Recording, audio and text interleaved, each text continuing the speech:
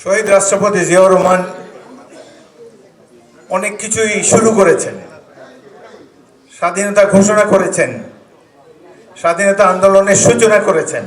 এই সততা দেশপ্রেমের উদাহরণ তিনি রেখে গিয়েছেন। আরেকটি জিনিস কেউ জানে না যে তিনি একজন খেলোয়াড় ছিলেন, তার সাথে আমি ফুটবল খেলেছি। এটা বাংলাদেশে আর কেউ দাবি করতে পারবে না, রাজনৈতিক অঙ্গনের কেউ। 1968 সালে পাকিস্তান মিলিটারি একাডেমির ক্যাডেট ছিলাম। তার সাথে আমার প্রথম দেখাই ফুটবলের মাঠে। পাকিস্তান মিলিটারি একাডেমির দুটো দল হলো, বিকেলবেলা ফুটবল খেলা। আমি জুনিয়র ক্যাডেট, কিন্তু জাতীয় দলের খেলোয়াড়, পাকিস্তান জাতীয় দলের খেলোয়াড় ছিলাম, সেই জন্য আমাকেই অধিনায়ক করা হয়েছে একটি দলের। তো মাঠে গেলাম, ওইখানে দেখি সাদা হাফ প্যান্ট, সাদা স্পোর্টস গেঞ্জি, চোখে সানগ্লাস পরা ফুটবল রেফারি হুইসেল বাজিয়ে দুই টিমকে ডাকলেন। আমি একটা দলের অধিনায়ক হিসাবে গেলাম, তার সাথে হ্যান্ডশেক করে অ্যাটেনশন হয়ে দাঁড়ায় রইলাম। তিনি বললেন, আই মেজর জিয়া। আমাকে, have you played football for university team? উনি আমাকে জিজ্ঞেস করছেন আমি ইউনিভার্সিটি টিমে খেলেছি কিনা। তো ক্যাডেটদের পক্ষে বেশি কথা বলা বারণ, যা জিজ্ঞেস করা হয় শুধু ওইটারই উত্তর দিতে হয়। আমি চিন্তা করলাম, আমি যদি বলি পাকিস্তান জাতীয় দলে 3 বছর ধরে খেলছি, ইরানে তুরস্কে খেলে এসেছি, বেশি কথার দায় কিছু পানিশমেন্ট পড়তে পারে। আমি অ্যাটেনশন হয়ে বললাম, yes sir, I played football for university. বাকি জাতীয় দলের কথা, আন্তর্জাতিক ফুটবলের কথা কিছুই বললাম না। উনি বললেন, my team is the champion of Bangladesh army. East Bengal রেজিমেন্টের 1ম ব্যাটালিয়নের টিম। তিনি বললেন, এটা সেনা আর্মির চ্যাম্পিয়ন টিম, যে তুমি এখান থেকে পাস আউট করার পরে you'll go and join this team. আমি তার কথায় মুগ্ধ হয়ে গেলাম, তার কথাই মনের মধ্যে রয়ে গেল এবং এটা মনের মধ্যে গেঁথে গেল। এবং যথাসময়ে ট্রেনিং শেষ করার পর তার নির্দেশেই আমি ইস্ট বেঙ্গল রেজিমেন্টে জয়েন করি। প্রকৃতপক্ষে দেখলাম যে এটা সেনাবাহিনীর সেরা ফুটবল টিম ছিল। একাডেমিতে আরও 2-1 দিন তার সাথে খেলেছি। তার সাথে সর্বশেষ খেলা 1976 সালের এপ্রিল মাসে ব্রাহ্মণবাড়িয়া স্টেডিয়ামে। সেনাবাহিনীর মধ্যে 2টি টিম অর্গানাইজ করা হলো, একটা টিম অফিসারদের টিম আর একটা টিম অন্যান্য সৈনিকদের টিম। তখন মেজর জেনারেল জিয়াউর রহমান সেনাবাহিনীর প্রধান, তিনি এক টিমের অধিনায়ক, আমি তারই একজন সহ অধিনায়ক বলতে পারেন। আমরা 11 জনের যে টিম, আর একটা দিকে সৈনিকদের টিম। 1.5 ঘন্টা খেলা হলো, 0-0 গোলে খেলাটি ড্র হলো। এবং তার সাথে এই খেলার স্মৃতি কি কোনোদিন ভোলা যায়? তিনি ছিলেন ক্রীড়াপ্রেমিক। বক্সিংয়ে উনি যখন ক্যাডেট ছিলেন 1953 সালে পাকিস্তান মিলিটারি ক্যাডেট হিসাবে, তার ওয়েটে উনি চ্যাম্পিয়ন বক্সার ছিলেন। ফুটবলার ভালো ছিলেন মোটামুটি। ওদিনও খেলা দেখলাম, সেনাবাহিনী প্রধান ফুটবল খেলতেছে, and he was quite fit. মুক্তিযুদ্ধ হলো, আমিও একদম মুক্তিযোদ্ধা ছিলাম, যুদ্ধ করে দেশকে স্বাধীন করলাম, যুদ্ধে আহত হয়েছিলাম। তারপরে এলো বাংলাদেশ, ভাবলাম এবার খেলাধুলা খুব ভালো চলবে। খেলা শুরু হলো 72 সালে, দেখি সব পলিটিশিয়ান এই ফুটবলের ফেডারেশনের মধ্যে ঢুকলো। ফুটবল ফেডারেশনের সভাপতি হলো বিখ্যাত কম্বলজোর গাজী গোলাম মোস্তফা। এরা কোনোদিন স্টেডিয়ামে দেখি নেই। ফুটবল ফেডারেশনের সভাপতি হলো। প্রথম জাতীয় দল কিভাবে গঠন হলো?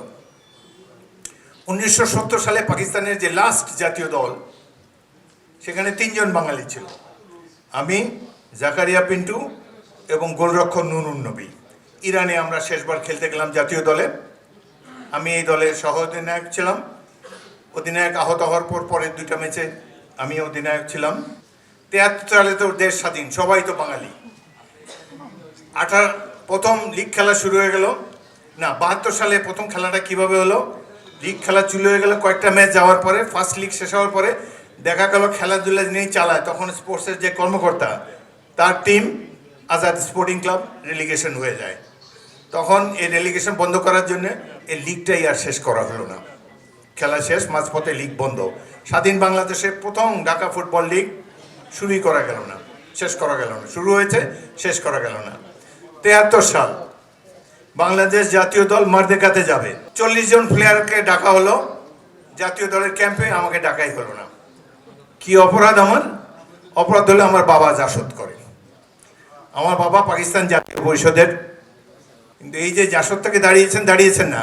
শেখ মুজিবুর রহমান আমার পিতার বিরুদ্ধে ভোলা 3 আসন থেকে নির্বাচনে দাঁড়ালেন 1973 সালে। তারপরে কি হলো? যেদিন মনোনয়নপত্র জমা দিতে যাওয়া হয় ওদিন আমার পিতাকে হাইজ্যাক করে 40 মাইল দূরে এক গ্রামে নিয়ে রাখা হলো। পরের দিন আবার ফিরে নেওয়া হলো। একজন মাত্র মনোনয়নপত্র জমা দিতে পেরেছে, জনাব শেখ মুজিবুর রহমান। তিনি আনকন্টেস্টেড জাতীয় সংসদ সদস্য নির্বাচিত হলেন।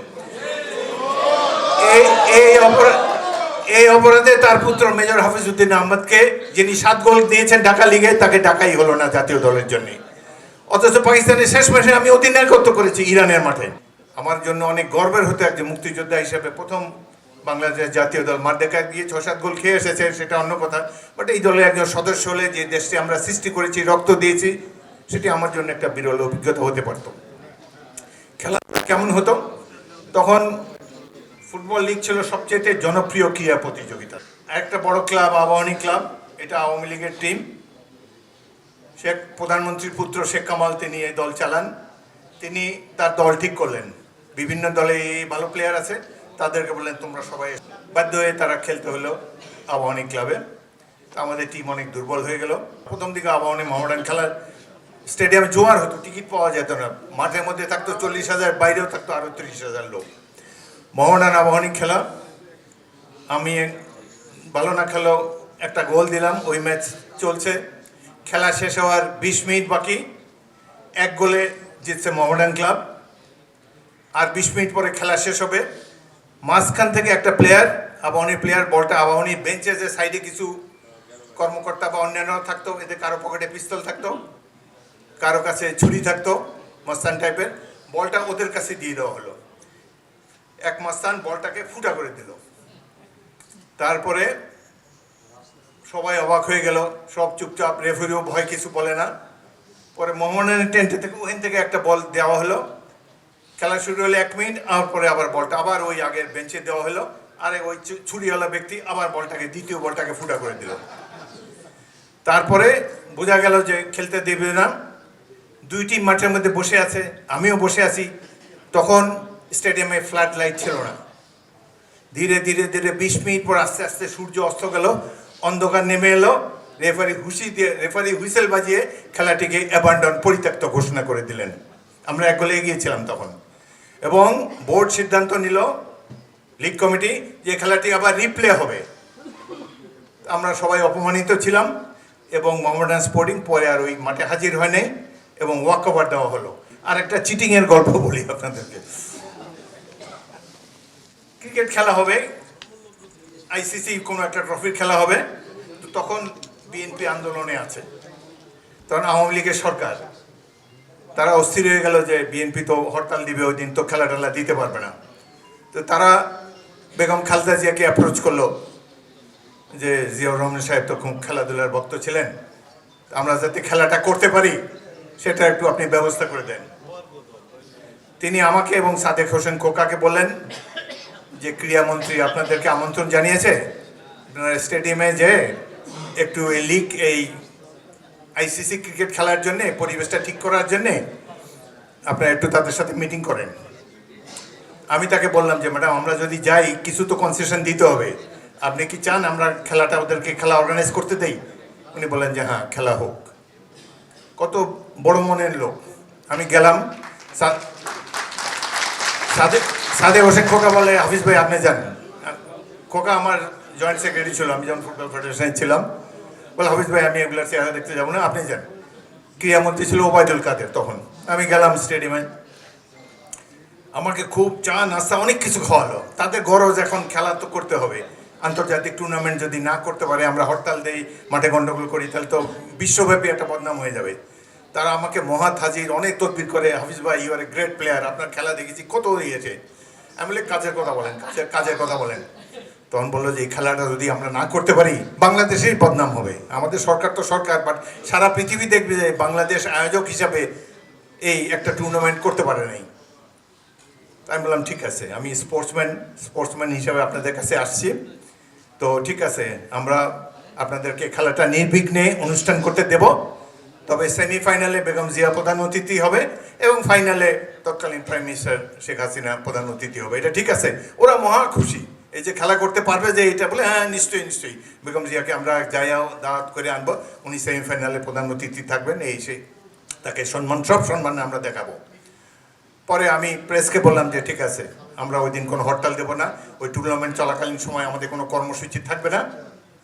তো আশা করি দেশের সাথে আমরা খেলাটাকে ভালোভাবে চলতে দেব। তারপরে ওই টুর্নামেন্ট হলো, সেমিফাইনালে ওরা ডাকেই নেই, আমাকেও ডাকে নেই, বেগম জিয়াকেও ডাকে নেই, কাউকে ডাকে নেই। টুর্নামেন্ট শেষ করলো এবং আমরাও যেহেতু প্রতিশ্রুতি দিয়ে আসছি সেই প্রতিশ্রুতি পালন করব। সব জায়গায় পলিটিক্স করবো না, খেলাধুলা হোক বাংলাদেশে।